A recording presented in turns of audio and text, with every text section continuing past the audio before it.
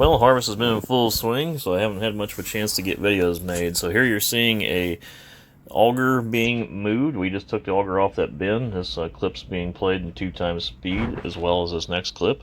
And this was a custom job we did, and then we moved back to our place, which you're seeing here. We moved to our bin there, which is 31,000 bushels, and filled it up with corn.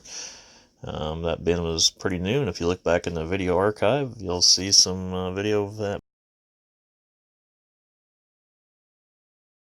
And as I finished putting this video together, today's the 11th of November, which is an unusually cold day. We're setting for several days of cold weather here. A lot of snow in eastern Iowa. I think there's still a lot of crops out there to get out yet, which obviously USDA doesn't reflect any of these current weather phenomenons going on.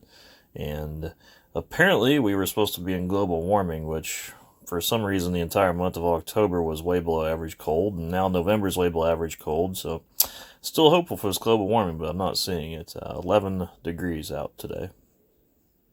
Normal's 53. Entire ecosystems are collapsing. We are in the beginning of a mass extinction. We don't give a fuck. Hey, if you don't give a damn, we don't give a fuck. Hey, if you don't give a damn, we don't give a. We had a 2188 International combine that was getting quite high on hours. And about the same time the 70 series came out, we were thinking about upgrading, and they had a dealer bring us a John Deere 9660. And if you look back into my videos, that 9660 was probably like the third video I ever put up on YouTube. And it was a demo. It was actually on this farm, just right around the hill. And that set us into newer and better things on our farm with more productive combines. That 2188 was fine for its time. It just was slow to unload, and obviously didn't have the capacity that combines at that point in time were coming out with. The International was upgrading things like the 2388. John Deere was pushing into at 9860, and of course 9870s came out, then the S series. Things have just gotten bigger and bigger ever since. But that was an eye-opener to us to have that opportunity, and just kind of brought back a memory returning to this side of the farm. And if you look in the background of this picture here, you'll see that big bin that auger in the first clips was going up to. And if you see here in these pictures how muddy the combine is because it's been a lousy fall. A lot of water pockets, mud hole pockets, just been quite challenging. Corn yields have been amazing. Bean yields were, I would say, average at best. I've had several requests for what size tires those are on that S680 combine of ours, and if you look back about 2 or 3 videos, those are 870 R38 duals. We already owned those duals. I did have to buy new extensions. They are made by a company called Wold Wheel in St. Angustar. I call it St. Angry, Iowa, because a couple of workers at the place are angry. But regardless, they're very well built duals. And they'll build you anything you want. They are custom made. We had those duals, so I changed them over to yellow. They were originally off of a case. They're all universal rims. All the 10-bolt centers are the same. Case actually uses 20 bolts, but when you use the Wold Wheels, you only use 10 bolts. And here you're seeing me with a plow, plowing up some contour terraces that were beginning to wash over. Probably the useful life of those terraces is beyond them, but we'll keep using them because it is a rental farm. And with a plow, you can go ahead and run through them pretty quick and add some life to them. And other activities that were occurring around the farm was baling stalks, some for custom, some for ourselves, and baling several other things. We punched out a couple hundred bales pretty quick. The John Deere baler worked wonderfully in corn stalks. They absolutely built bricks, and we were able to run 5 to 8 mile an hour, and kicking out about 3 to 5 bales per acre. I was quite pleased with it. In this next clip, you're seeing disc chiseling occurring, and that's because we're going to double down on corn next year.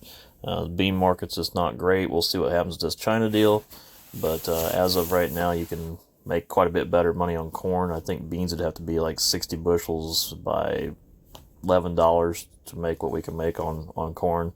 So we're gonna go ahead and increase our corn production for the 2020 year.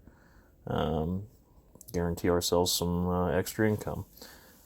I don't think that farmers can farm on rotation anymore, just because I think that you have to farm for income, and that'll be involving different types of crops and more corn on corn rotations, things like that.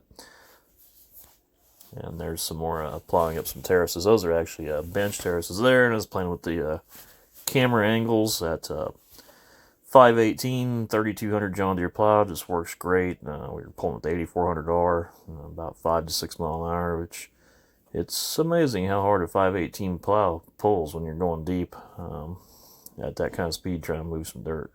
So quite happy having had bought that plow. It works great in those terraces. So overall, it's been a very busy fall. In between the days that you can work, we have had several weather events, which we did have one weather event that allowed me to go out for my birthday, which was on the 6th of November. Kelly and I went out and celebrated my birthday, had a nice dinner, and had some more of those, quote, juicy steaks, my friend Mike says, and we went to a real nice restaurant. We were always pleased with the meal and the meal quality. And they even made me a birthday card at the restaurant. It's a nice one. Free cake. And there's Callie holding her hand in front of her face again. And I actually panned around the restaurant and caught these weird looking cows in the background, which were quite artesque, I guess. I don't know what the word would be. The artist was good at drawing a cow body, but then they gave it a square head, but it had giant nuts. And last, you're going to see we did get that 4010 completed. Well, the 4010's done. Project finished, back together. Buffed the hood, painted the muffler for him, cleaned the cab out, put all the panels back. New clutch is all good, even cleaned the cab floor out for him. So, all back together. This is a 61 4010, and that cab's actually off like a 69 through a 72 4020. So they had to make a couple mods to it. We had to put new wheel bearings in the front end for him, new tie rod. Quite a few other little things. His fuel tank was leaking. We brazed it, soldered it, got it all tightened up, buttoned up, I should say, and so it's not leaking anymore. And I had these 11L 15 front tires when I sold him.